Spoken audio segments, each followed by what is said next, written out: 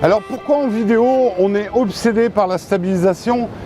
C'est qu'en fait, même si vous tournez avec un smartphone, la stabilisation c'est le truc le plus important en vidéo. C'est ce qui va différencier un plan amateur d'un plan qui fait pro.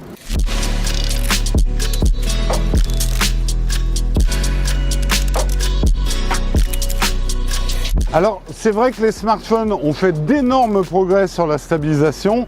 La stabilisation optique, c'est une stabilisation mécanique de l'optique elle-même, mais également la stabilisation logicielle. Pour faire de la stabilisation logicielle, votre smartphone ou votre caméra va filmer plus grand que l'image finale et stabilisé avec des algorithmes. Par exemple, une vidéo 4K stabilisée, c'est généralement filmé en 5K, voire en 6K. Et je profite de l'occasion d'avoir ce nouveau DJI Osmo Mobile 3 pour vous en parler. Je voulais pas juste faire un test de ce produit, mais partir sur une question un petit peu plus large. Pour vos vidéos sur smartphone, est-ce que vous avez besoin aujourd'hui d'une stabilisation externe ?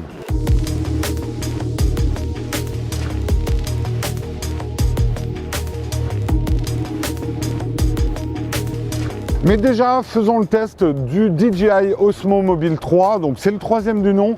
Ils ont vraiment perfectionné. Je vais vous parler surtout de ce que j'ai aimé. On va pas partir dans un test trop technique. La première chose qu'on peut vraiment aimer avec ce Osmo Mobile 3, c'est le prix. J'espère que vous n'entendez pas trop le vent parce que ça souffle. C'est vrai qu'on peut même se dire que DJI est presque en train de casser le marché parce qu'à ce prix-là, ça va être assez dur pour la concurrence de suivre avec ce niveau de technologie. C'est pas les premiers à le faire, mais ils ont plutôt bien réussi le côté pliable. Ce Osmo Mobile 3 est vraiment tout petit dans le sac. Une fois qu'on l'a replié, le pliage est plutôt malin. Il faut prendre le coup de main quand même. Avec son côté incurvé, on a une meilleure prise en main. Et la petite cerise sur le gâteau, quand on le met dans cette position-là, vu que la prise est dégagée, on va pouvoir utiliser l'Osmo Mobile 3 comme une vraie batterie.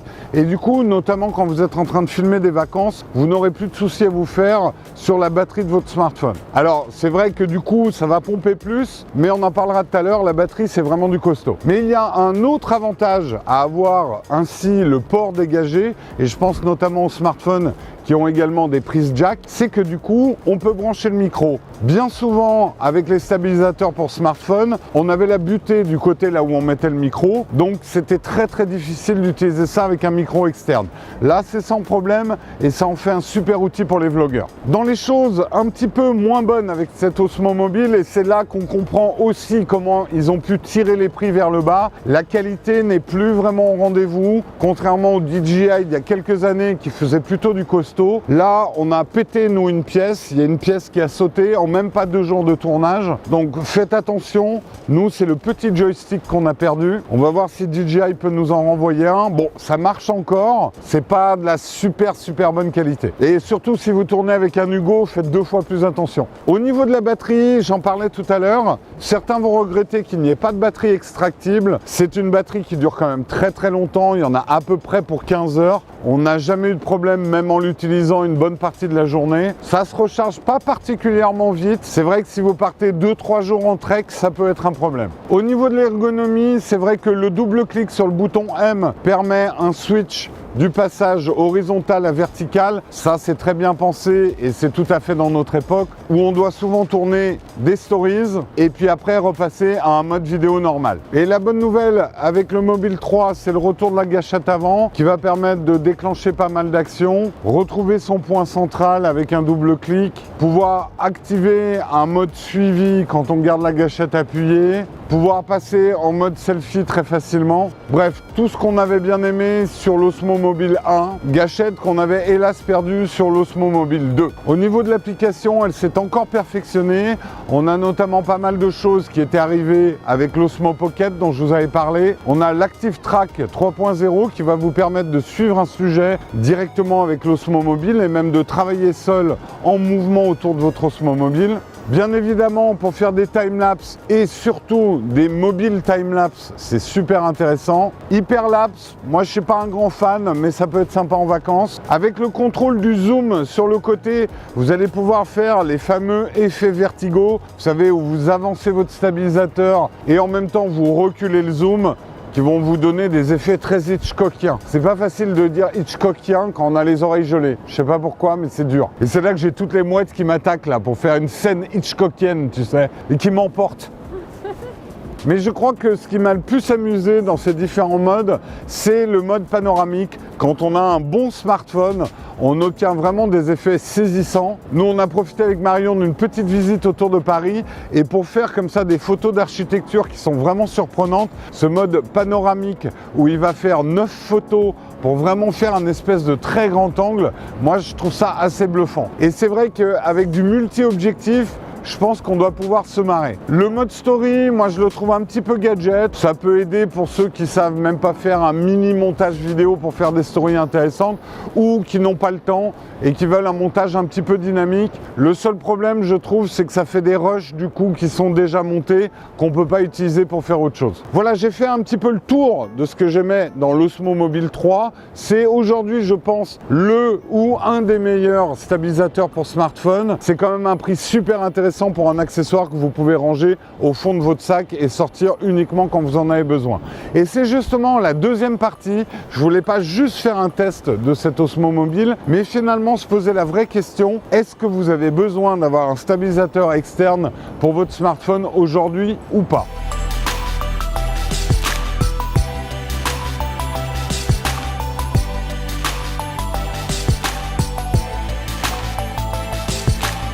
C'est vrai qu'on peut se poser les questions, comme je disais au début, avec les smartphones et notamment les hauts de gamme qu'on a aujourd'hui, il y a déjà une excellente stabilisation en interne. Est-ce qu'on a besoin d'un stabilisateur externe? On va faire un petit tableau avec les oui et les non. Ça vous aidera à savoir si vous en faut un ou pas. Là où un stabilisateur externe peut servir, quel que soit le smartphone que vous avez, eh bien, c'est justement de pouvoir choisir la caméra que vous voulez. Les stabilisateurs de smartphone ont cet immense avantage de ne pas avoir une caméra intégrée. Du coup, vous n'avez plus que la caméra à changer. D'année en année, généralement, ça va de mieux en mieux. Et même, par exemple, si vous aviez l'Osmo Mobile 1, il marche encore très très bien avec les derniers iPhone ou les derniers Samsung. Du coup, c'est un investissement plutôt pérenne. Ça peut valoir le coup de prendre un stabilisateur de smartphone si votre smartphone est un petit peu ancien, a une mauvaise stabilisation. Il n'y a pas si longtemps, la stabilisation vidéo connaissais pas. Sur pas mal de smartphones, notamment je pense chez les Android, désolé, mais c'est vrai que souvent quand on passe à la 4K, on perd la stabilisation. Pour ce genre d'image, et si vous voulez pousser votre smartphone plus loin, ça peut être un bon achat. Pareil, ceux qui font du vlogging, et je pense à notre cher ami Pepe Garcia, du vlogging avec leur smartphone, il est super important d'avoir ce type d'appareil, même si les tout derniers smartphones ont une bonne stabilisation de leur caméra de façade. Pendant très très longtemps, ça n'a pas été le cas. Également, je pense toujours aux vlogueurs smartphone. Si vous devez vous filmer pendant très très longtemps pendant un salon, c'est con à dire, mais d'avoir une poignée comme ça, c'est beaucoup plus ergonomique que de tenir un smartphone en main. Donc, pour une simple question de transport, c'est plutôt cool. Également, si vous faites du sport et que vous voulez vous filmer en sport, même une bonne stabilisation d'un smartphone moderne ne suffira pas. Il faut une stabilisation avec des moteurs un peu plus costauds. Quand les mouvements deviennent vraiment violents, là, vous aurez besoin d'un stabilisateur externe. Comme on le disait dans la partie logicielle du DJI, c'est vrai que ça peut permettre aussi d'activer en tout cas des modes photo qui sont très sympas et qui vous permettront de faire des photos qui seraient impossibles avec juste votre smartphone. Et en dernier, c'est vrai que notamment avec ce Mobile 3 à un prix de 100 €, on se demande presque pourquoi s'en passer. Alors, il y a quand même des raisons de s'en passer. Pourquoi il ne vous faut pas un stabilisateur externe?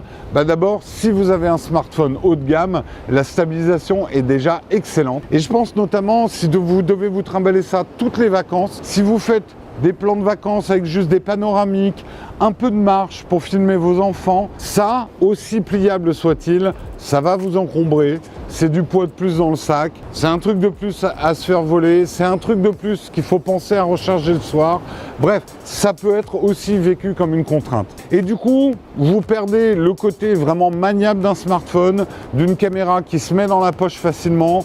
Vous allez avoir ça dans la main, ça va vous encombrer plus qu'autre chose. Également, quand vous avez un attirail comme ça, vous allez perdre une discrétion attention, quand vous filmez notamment des gens avec un smartphone, personne ne s'offense, c'est devenu un geste tout à fait usuel. Personne ne va être là à vous demander des droits d'auteur ou quoi que ce soit. Alors que dès que vous sortez un petit peu plus de matos et des accessoires, les gens se demandent un petit peu ce que vous êtes en train de filmer et quel usage vous allez avoir. Attention, je ne suis pas en train de vous dire qu'il ne faut pas respecter le droit à l'image, mais certaines personnes sont très zélées et ne comprennent pas ce que c'est exactement le droit à l'image.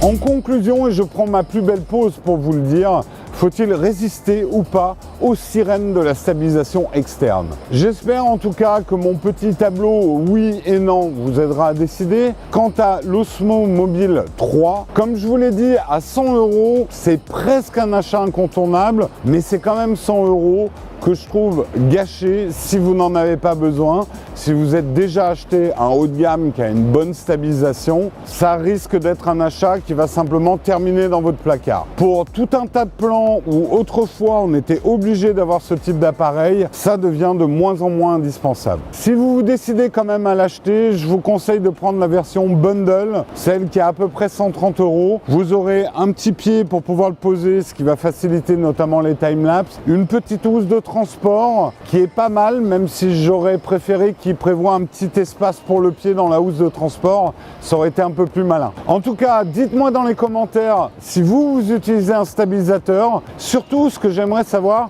si vous en avez acheté un, est-ce que vous l'utilisez vraiment ou est-ce qu'il est en train de prendre la poussière? Et si vous avez l'intention d'en acheter un, finalement, c'est pour quoi faire. On attend vos commentaires et on se retrouve très bientôt pour d'autres vidéos en espérant que le beau temps revienne sur Pornic pour qu'on puisse vous donner de belles images dans de futurs tests.